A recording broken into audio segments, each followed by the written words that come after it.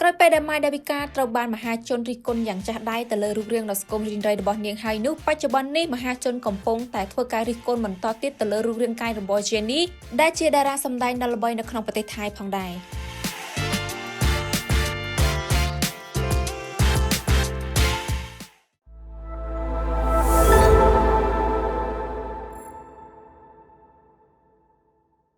Bio ផលិតផលជប៉ុន 100% ផ្សំពីរុក្ខជាតិកម្រ14មុខរួមផ្សំជាមួយនឹង placenta និង collagen Bio ថាមពលពីធម្មជាតិមកស្អាតបែបអភិជន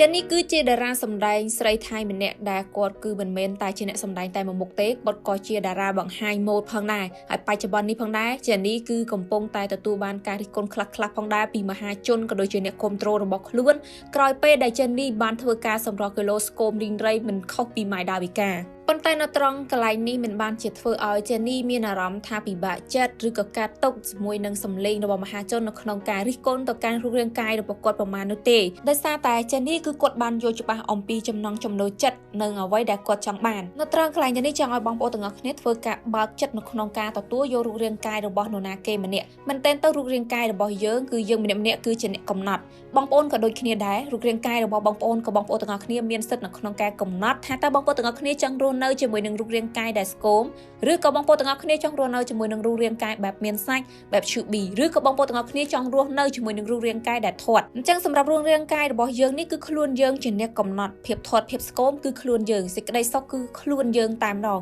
អញ្ចឹងបើសិនជាបងប្អូនទាំងអស់គ្នាចង់ឃើញរូបរាងរបស់ខ្លួនឯងបែបណាបងប្អូនទាំងអស់គ្នាពេញចិត្តនៅក្នុងរូបរាងបែបហ្នឹងបងប្អូនទាំងអស់គ្នាធ្វើទៅកុំគិតពីសម្ដីអ្នកដទៃច្រើនខ្លាំងពេកពីព្រោះការដែលយើងគិតច្រើនខ្លាំងពេកនេះនឹងធ្វើបងប្អូនទាំងអស់គ្នាមានអារម្មណ៍ថាកាត់ទុកមិនសប្បាយចិត្តព្យាយាមនៅក្នុងការផ្គប់ចិត្តគេអញ្ចឹងទៅក៏ប៉ុន្តែឲ្យតែប្រកាសថារូបរាងកាយដែលយើងកំពុងតែមានបច្ចុប្បន្ននេះវាពិតជាធ្វើឲ្យយើងមានសេចក្តីសុខទាំងផ្លូវកាយនិងផ្លូវចិត្តពិតប្រាកដមែនមួយវិញទៀតចង់ឲ្យបងប្អូនទាំងអស់គ្នារៀនបើកចិត្តនៅក្នុងការទទួលយកសម្រស់ឬក៏រូបរាងរបស់អ្នកដទៃទទួលយកការសម្រេចចិត្តរបស់អ្នកដទៃចំពោះរូបរាងនិងសម្រស់របស់ពួកគាត់ជួនកាលពួកគាត់មានរូបរាងធាត់បងប្អូនទៅប្រាប់គាត់ឲ្យស្គមវាមិនមែនជាចំណង់ចំណូលចិត្តរបស់គាត់ទេឬក៏ជួនកាលពួកគាត់មានរូបរាង slim ឬក៏ស្គមប៉ុន្តែបងប្អូនទាំងអស់គ្នាបង្ខំឲ្យគាត់ធាត់ដែលធ្វើឲ្យវាខុសពីអ្វីដែលគាត់ចង់បានខុសពីចំណង់ចំណូលចិត្តរបស់គាត់ការដែលយើងធ្វើបែបនេះក៏វាមិនមែនជារឿងដែលល្អដែរដែលធ្វើឲ្យមនុស្សនៅជុំវិញខ្លួនរបស់យើងឬក៏មនុស្សដែលយើងស្គាល់ហ្នឹងគឺមានអារម្មណ៍ថាមានសម្ពាធមួយវិញទៀតបងប្អូនទាំងអស់គ្នាអ្វីដែលបងប្អូនត្រូវដឹងនោះគឺនៅពេលដែលបងប្អូនបានរៀនស្គាល់អំពីខ្លួនឯងកាន់តែច្បាស់ស្គាល់អំពីរូបរាងកាយឬក៏ចំណង់ចំណូលចិត្តរបស់យើងកាន់តែច្បាស់ណា